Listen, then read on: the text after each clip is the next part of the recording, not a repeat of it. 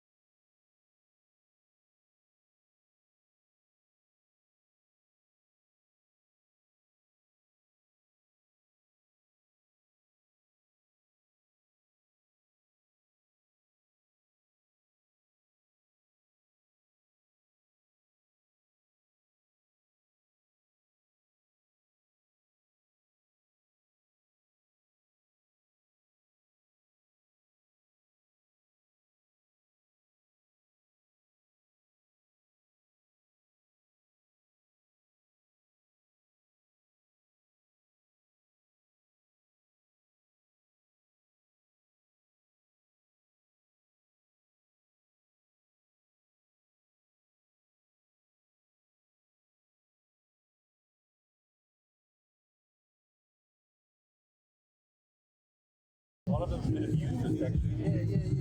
Sexually abused, like all sorts of reasons and stuff going on. And now they just think gender is a problem for everything. These kids are all lost to follow-up. If a kid comes here, gets a prescription for testosterone, takes testosterone for a few months and then stops, they don't even know because there's no follow-up done. The best studies we have, the best single study we have is from Sweden, which followed adults. And it shows that 10 years after the fact, suicide rates peak. 10 years after adult transition is when suicide rates peak, and they're 19 times higher than their peers. The Heritage Foundation did a very thorough study looking at all the evidence, and all the data points to suicide rates actually going up after transition, not the opposite. So there's absolutely no data to support it. This is just a fear tactic to silence conversation and to scare parents into going along with this. Do you think there's a bigger, more sinister agenda at play here? Maybe something along the lines of destroying the youth in America, well, this is or around the world. That's a big question, and I could talk about that for a long time. Honestly, I just see this as a cult. This is queer theory that's been floating around academia for decades, and now it's emerged out of academia and it's come into the mainstream culture.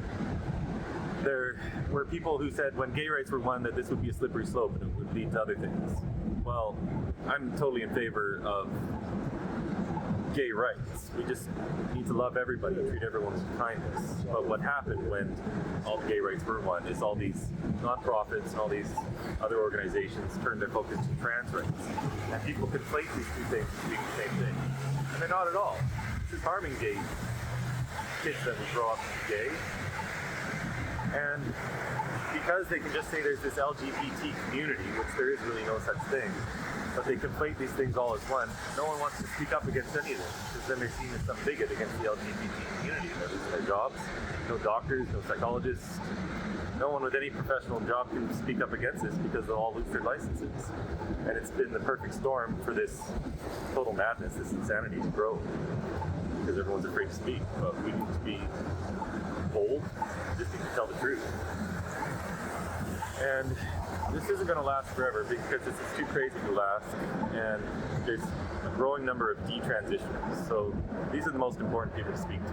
These are the kids who've been harmed, who are now in their late teens and in their early 20s, who are saying, what the heck did you do to me? I was just struggling. I was depressed. I'd suffered sexual abuse. I had autism. And I just wanted to feel better, and this was the cure that was handed to me. And it didn't work. Because now I'm sterilized. I can't have kids. My dating pool is reduced to zero. I'll never have a relationship.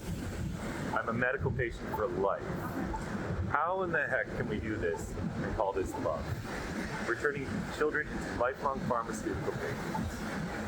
It's insane. Hi, I'm Beth from Nashua. I'm here with Sidewalk Steve. You can see his website down there at the bottom. And I'm here here because we're big fans of Billboard Chris, and we lost him to this horrible ideology. So you have a family member who's transitioning. She was, but she got into opiates and died from an overdose. Oh God, sorry. And yeah, we're big fans of Chris. We love what he's doing, and it is a cult, and everybody needs to know, because I think parents are just they just don't know what's coming. They don't know what their kids are learning at school and how dangerous it is. So that's why I like to come out here with the signs. I know and love trans people. You know, I've been to drag shows, if you want to add in that whole thing. But bringing in kids, and I know someone who detransitioned with he and then back to a her, that damage. And it's not her uterus. I don't know if her uterus is gone, but her ovaries are gone.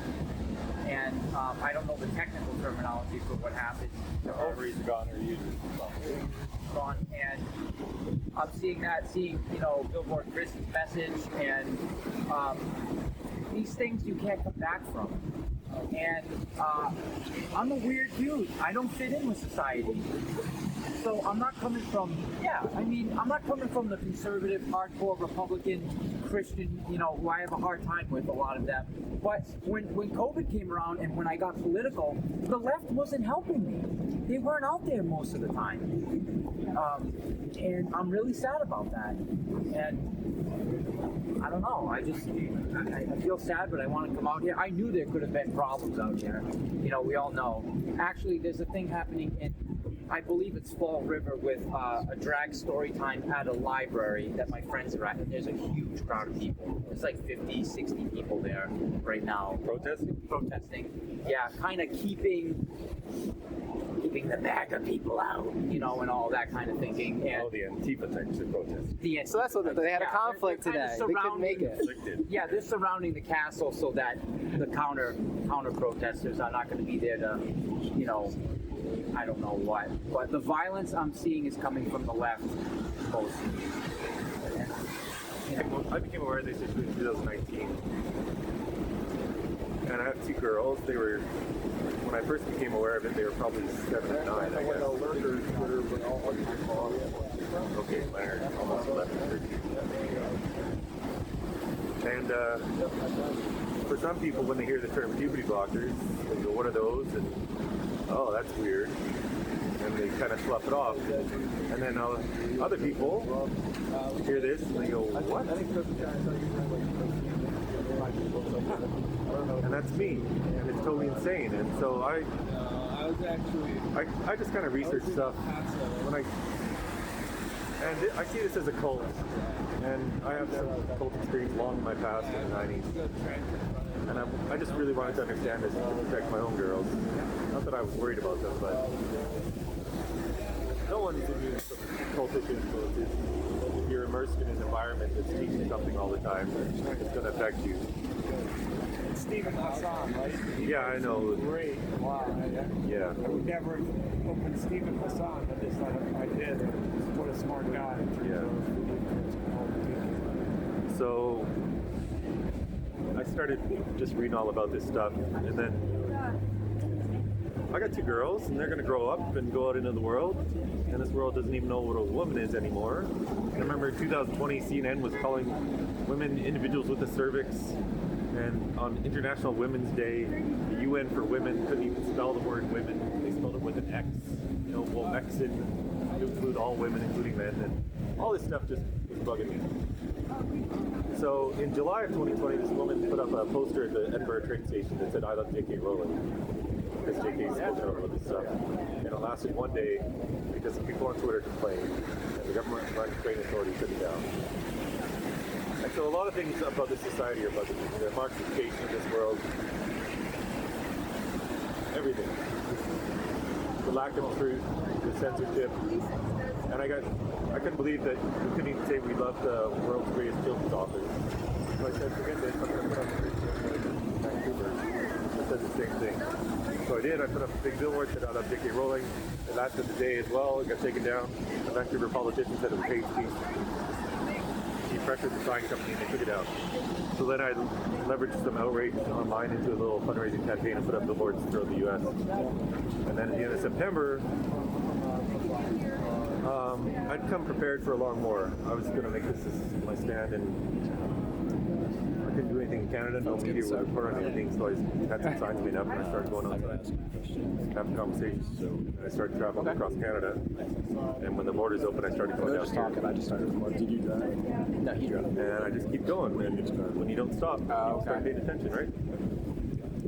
So I'm not a big social media person, but I find you here today and what's going on. I noticed on Twitter that you've been deplatformed. you have to be 18 to follow me. You have to do it to your birthday. You have to adjust your settings to allow sensitive content. You can't even do it through the app. You have to go through the web to do it. So you can't even figure it out. So, and now you can't even tag me. You can't even, if you don't follow me, you can't find me in the search bar. So I should have way more followers. Yeah, go for it.